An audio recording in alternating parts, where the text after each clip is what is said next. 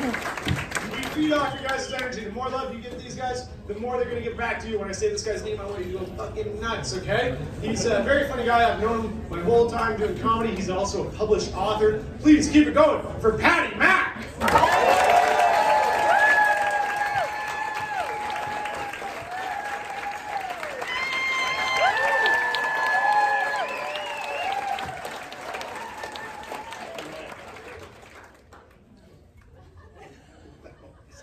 All right, how we doing tonight? Glad you're here. Okay, so I wouldn't be a comedy show without an impression. You guys like impressions? Yeah. All right, well, I like impressions too, but it's important when you're going to do one to stay in your lane. Don't overreach. You can look like a fool. So I'm going to do an impression of me.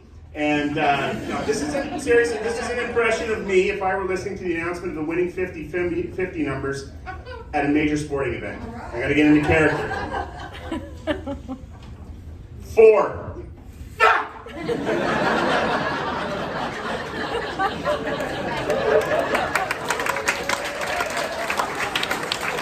That's not bad, right?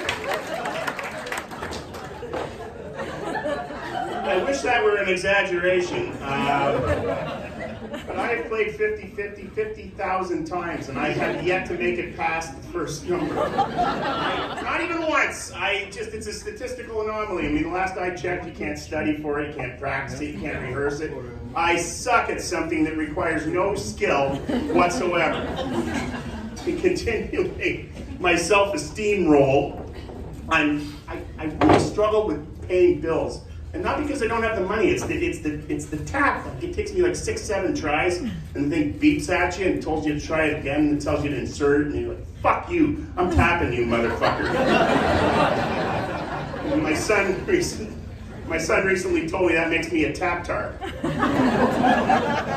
Hey, not my words, his. That's pretty apropos. But it does make me wonder about what is and isn't normal. Because that certainly isn't normal, neither is the size of my head. No, I'm like a bobblehead with a pulse, you know? And I know some of you are looking at me and you're like, man, I hope his mother got a C-section. And she did not. No. My mother's pussy wasn't a pussy. Okay, sorry, whatever.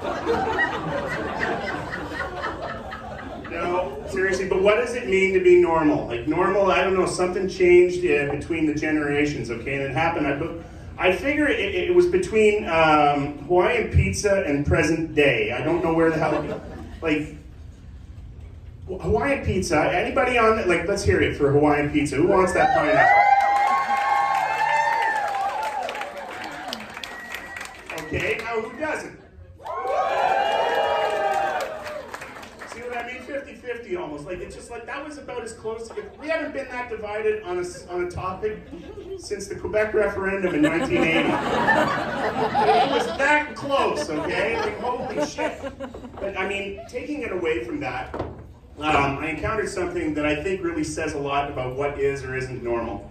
I go to the gym, okay, true story, all right? Go to the gym and I go to take a shower, and on every shower door, I can't believe it says this. It says, please refrain from doing the following: spitting, blowing your nose, cutting your toenails, urinating, defecating, and shaving pubic hair. I know. Like, see, to me, if you looked at that sign, like, what the fuck, man? To me, you're normal. Now, if that sign was the only reason that you didn't do one of those things, then your mother should have swallowed you. That's right, you shouldn't be here. Fine, your father should have swallowed. Whatever, it doesn't matter. You shouldn't be here. You're taking up valuable space. And you see, I'm Gen X, and I can see that a lot of you aren't. So that sign is probably very useful to a lot of you. Now, you see, it would never occur to somebody from Gen X or even baby boomers to do anything like that in public. In fact, there's a few items on that list we wouldn't even consider doing in the privacy of our own homes, okay? Like, I don't know, like grooming pubic hair. That became an Olympic event, like almost overnight, right? You know, you see, Gen X and baby boomers, we cultivated our pubic hair. We gave it a good home, and it was like we were trying to save it up for a wig or something, you know?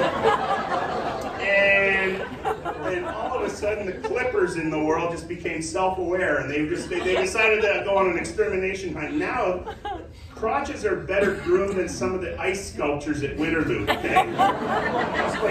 But now you know where I stand on the word normal. So let's find out where you all stand on the word normal, okay? I'm not sure if you heard about this guy. He was in a car accident in Detroit, and they estimate at the time of impact that his car was doing 120 mph, not kph, mph. Now, what makes this guy interesting is that at the point of impact, he had his pants and his underwear around his ankles, watching porn on his phone. Okay, you see, I just figured out I just told you about somebody who was stroking the goat at high speeds in traffic, okay? And like 10% of the crowd went, so I guess I know what 90% of you consider to be completely normal behavior. No, you're not allowed to jump on that joke anymore. You gotta hand it to our little masturbatory friend. He died doing what he loved. And I think we all know that takes the sting out of anybody's death, right? You ever hear that? You ever hear grieving widows and family members are like the guy there in the Olympics in Canada? He's from Georgia though, and his luge went off the track and he hit a pole, right? Remember, they interviewed his mother. They're like, well, you know, Colin really loves the luge, and I mean, if he wanted to die, he would have gone like that. I would really love to hear from the dead people on that subject, see how they feel. Look, I'm doing what I love right now, and if I don't make it off this stage with a fucking pulse, I'm gonna kick God right in the nuts, okay? No. Okay, so we're a religious crowd. Everybody's afraid of going to hell for laughing at a comedy show. Well, you can go to hell if you don't, so start fucking laughing. No, I'm telling you, if I died and then like I'm in the afterlife, I'm just assuming there is one and we can look in on it. My mother, father, try to take some kind of solace in my death because I died doing comedy. I'm gonna be in the afterlife. Mom! It's a fucking tragedy! Start crying, for Christ's sake! Anyway, listen, if you guys had any reservations about laughing about that religious joke, I want you to understand though, okay, I'm really tight with Jesus. Really tight with Jesus. Like, I bounce all my material off of Jesus. We are like this, okay? And he fucking loved that joke. In fact, he gave that joke the 2 thumbs up. Go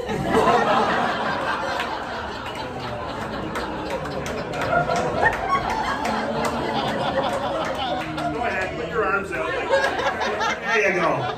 No, you know what? And some of you are probably thinking, well, there goes any chance he had of getting into heaven. And I'll tell you right now, I got a better chance of getting into heaven than winning a 50-50 draw. Thanks. You guys are going to enjoy the rest of the show. Hey, I'm Paddy.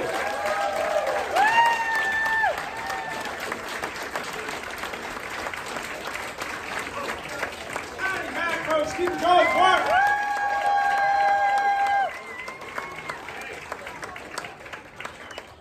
You guys seem to like that impression? You guys, that impression crowd? I'll do one quick impression for you before I bring up